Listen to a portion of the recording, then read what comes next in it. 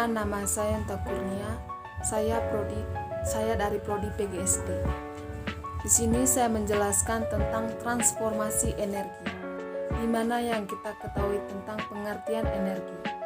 Energi berasal dari bahasa Yunani, yaitu energia, yang berarti kemampuan untuk melakukan usaha. Sedangkan menurut istilah, energi merupakan kemampuan untuk melakukan gerak. Jika suatu objek mampu melakukan gerakan, maka objek tersebut dikatakan mempunyai energi. Energi merupakan besaran yang kekal. Artinya, energi tidak dapat diciptakan dan dimusnahkan, tetapi dapat diubah dari satu bentuk ke bentuk yang lain. Yang kedua itu sumber-sumber energi. Yang pertama, makanan. Manusia mendapatkan energi dari makanan yang dimakan. Energi itu digunakan untuk berbagai kegiatan manusia. Manusia memperoleh makanan dari hewan dan tumbuhan.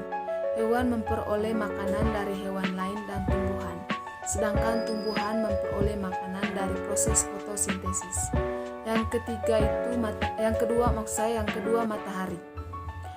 Matahari merupakan sumber energi terbesar bagi kehidupan di bumi.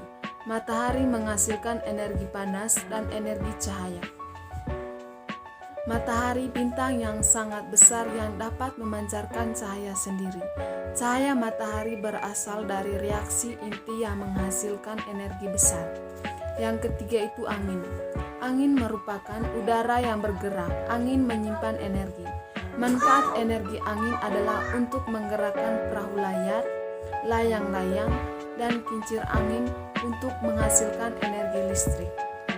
Yang keempat itu minyak bumi dan gas alam.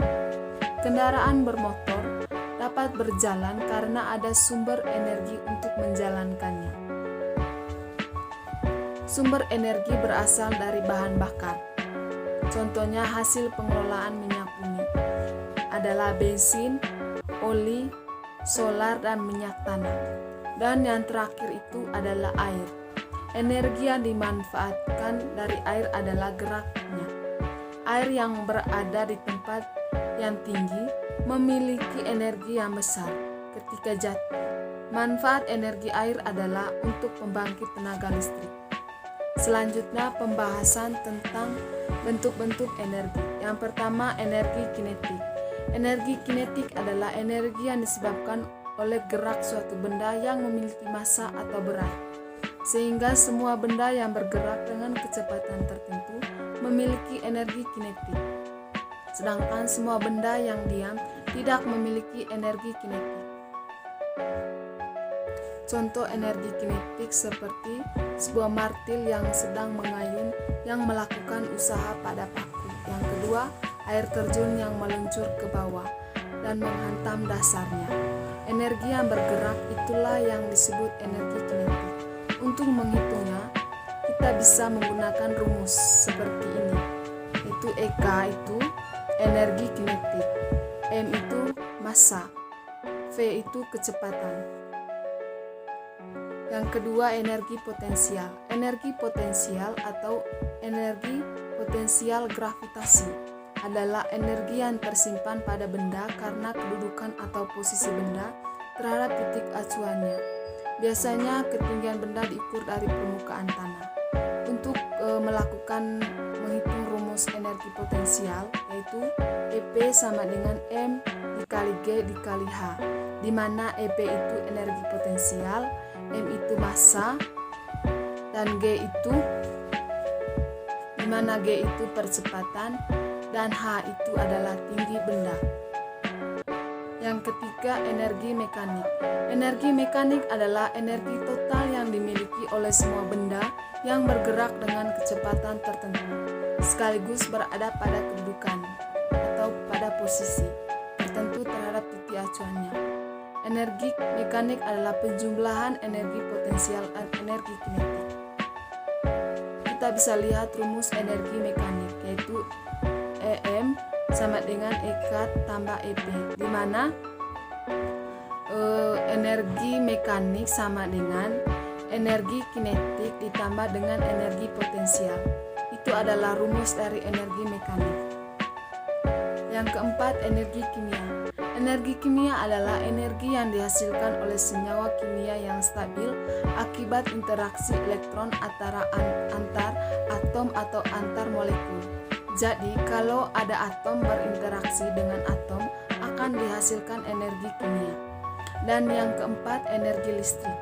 Energi listrik atau tenaga listrik adalah salah satu jenis energi utama yang dibutuhkan bagi peralatan listrik atau energi yang tersimpan dalam arus listrik dengan satuan ampere atau A, dengan tegangan listrik dengan satuan volt atau V, dengan ketentuan kebutuhan konsumsi daya listrik dengan satuan watt atau rumusnya W, untuk menggerakkan motor, lampu penerang, memanaskan pendinginan atau menggerakkan kembali suatu peralatan mekanik untuk menghasilkan bentuk energi yang lain.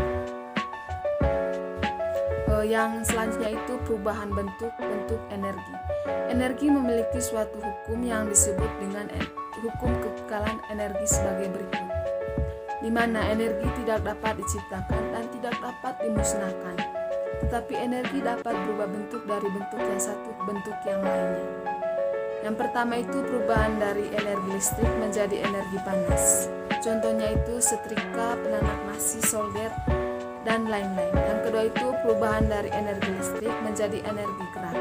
Contohnya itu kipas angin, mixer, blender, dan ada banyak contoh perubahan dari energi listrik menjadi energi gerak. Yang ketiga itu perubahan dari energi listrik menjadi cahaya. Contohnya itu layar monitor, lampu, dan laptop. Dan selanjutnya pembahasan tentang transformasi energi dalam sel. Transformasi energi dalam sel merupakan transformasi yang terdiri di dalam organel yang terdapat di dalam sel. Energi akan mengalami transformasi dari energi potensial yang berupa energi kimia, makanan menjadi energi panas, dan energi kinetik atau gerak dalam aktivitas makro. Transformasi yang pertama itu transformasi energi oleh klorofil. Klorofil adalah zat hijau daun yang terdapat dalam organel sel tumbuhan yang disebut kloroplas.